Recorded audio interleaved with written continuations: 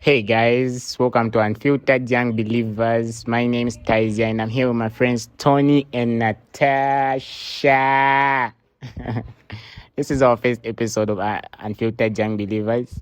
I'm so excited. Natasha has prepared some questions for Tony and I.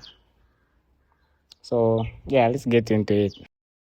Hello, everyone. So, the first question of today is: what was your perception on Christianity before you were saved? Perception of Christianity before I was saved. You can go. Wow.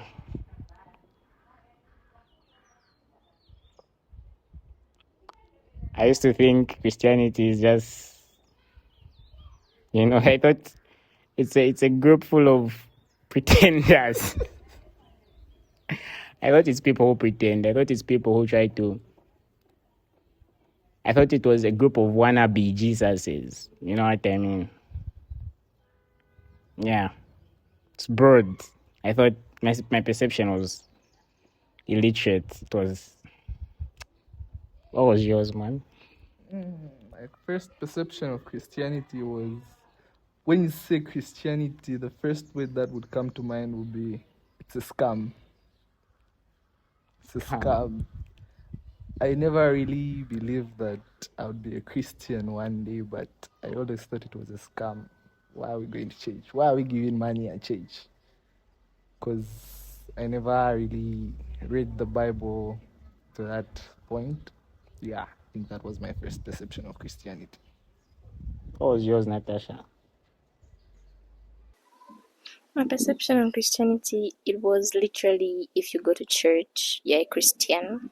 As long as you're in church, any day that you go to church, you are technically a Christian. Like, there was no deep knowledge to it, like, what is Christianity all about? What's this thing? It was just, as long as you're in church, you're a Christian.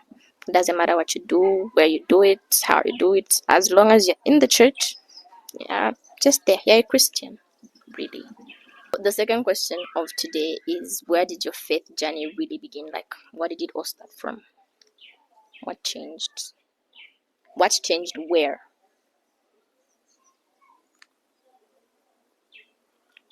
For me, faith changed. I was in a place where I realized that I really can't do anything. It was like it's not my strength, it's not my knowledge, it's not my wisdom that does things or makes things move, you feel. It was when I realized that I began. That's where my faith began. Like, okay, there's a God, my creator who moves things like in his timing and on his perfect will. What was yours? Began in a church, in a certain conference. I attended the conference. I was in a dark place then, but then I told myself, you know what? There's God out there. God is supposed to help me in everything that I have to do. And that's how my faith began. From then, it's just been going forward and forward. Where did your faith begin, Natasha? That's quite an interesting question.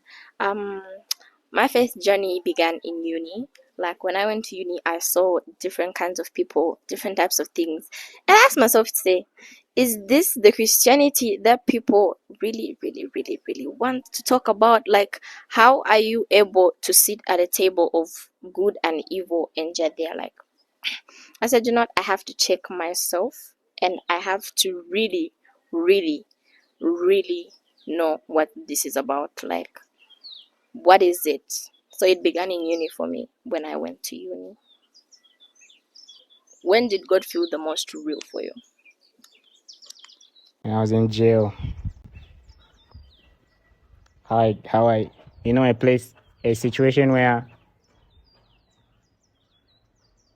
they have no reason to, let you, like, evidence is there, you then confessed it, like,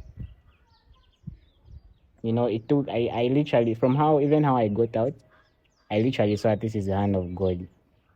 I can't explain the whole scenario. But it was when I was in jail. I felt, okay, God, there's a God. And even not only jail, not when I was in jail, not only when I was in jail and how I got out, but even my life, how my life was after high school. I really felt the realness of God after high school. Life got wild after high school. Yeah. How my life changed, how I discovered. Um, when I lost everything, all my investments, everything that I had, I said I had to go back to God. I had to ask Him. For me, it's always been there to say, okay, there's a God somewhere, but I never really dug deep. I was there playing Shanshani, but after I lost everything that I had to you know, Yeah. had to go back. When did you feel the realness of God? When did I feel the realness of God? I can say all my life I've felt the realness of God because I've survived at the verge of death so many times, and I know it for sure in the bottom of my heart. Say, man cannot do anything here. I've been pronounced dead before, and literally my whole life story is just the realness of God, like from A to Z. I just feel the realness of God all the time, like it's there. It's just there always. Yeah. For me, it was also like just accepting the fact that, okay, this is God. Because when I finally accepted to say this is God, I looked back and I was like, even certain things that were happening before I could even acknowledge Him, I realized, say, even that was good, even that was good, even that was good. So I realized to say, okay, He's always, despite me looking away, despite He's always just been showing up. He's always been, covering me. Yeah. The next question is so interesting. Is it hard to be a Christian in this generation?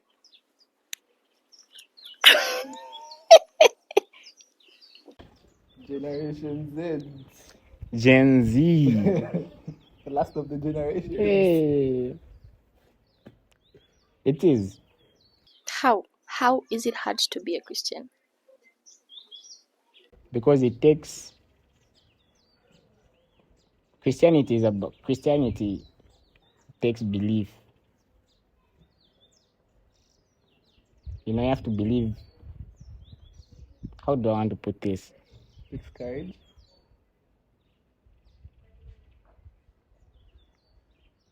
Believing in the unseen. You know what I mean?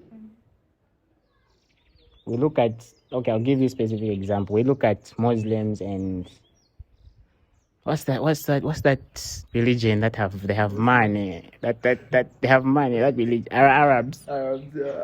Arabs Yeah. are Muslims. Arabs are Yeah, the Muslims. same thing. Okay. Okay, Yeah. let's just say we believe in Muslims. We've seen Okay. Muslims. The way we've seen Muslims, they're like, okay, you look at Muslims, you look at Christians.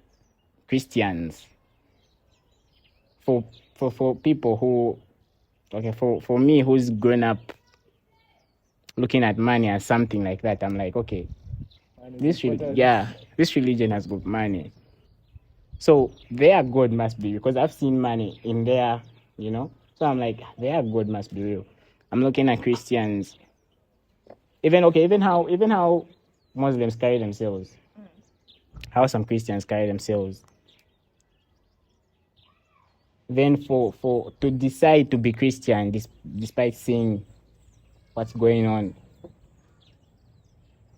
takes actually believing in the unseen, and deciding to carry your cross. Because there are a lot of reasons you can give to not be a Christian. A lot, bro. Like swords. There are a lot of reasons you can give not to be a Christian. Is it hard to be a Christian in this generation? Yes, it is. Because people will judge you for being a Christian. When you walk into a room, they'll be like, we're holier than how, Bafik. So being a Christian is really hard in this generation, and our generation has made it so hard because we think the partying, the shanshani, you can go out there and sin and come back to Jesus and you'll be cool. It will be a good thing for you, but that's not really the case for me personally. I believe in carrying my cross and the likes. But yeah, it is hard. Like, it's hard. It's hard. Is it hard to be a Christian in this generation? I'd say it is hard to be a Christian in a generation that has normalized sin more than what the Bible really teaches. It's hard because you'll be seen as not cool because you're choosing not to sin like everybody else. You'll be judged for doing the right thing and you'll be praised for doing something that's so wrong and out of proportion. And people will just look at you to be so. They'll look at you trying to play a role that you're not really trying to play, when moreover you're just sitting there and deciding to pick up your cross. You do struggle like anybody else, but no one really sees the struggle. All they see is just you, and that you can't sin, or because you're choosing to judge them for a certain sin, they'll make you seem like you are trying to be God, when all you're trying to do is just live in the way and the life that God has set for you to live in. And that's the thing. Remember, at first when I said I used to think my perception of Christianity was Christians are a group of pretenders. Wannabe Jesuses. Yeah. So yeah. And that's it for today. We are wrapped up and done the normal questions. For more of this, you can like, follow, and share, and follow our page, Unfiltered Young Believers. Unfiltered.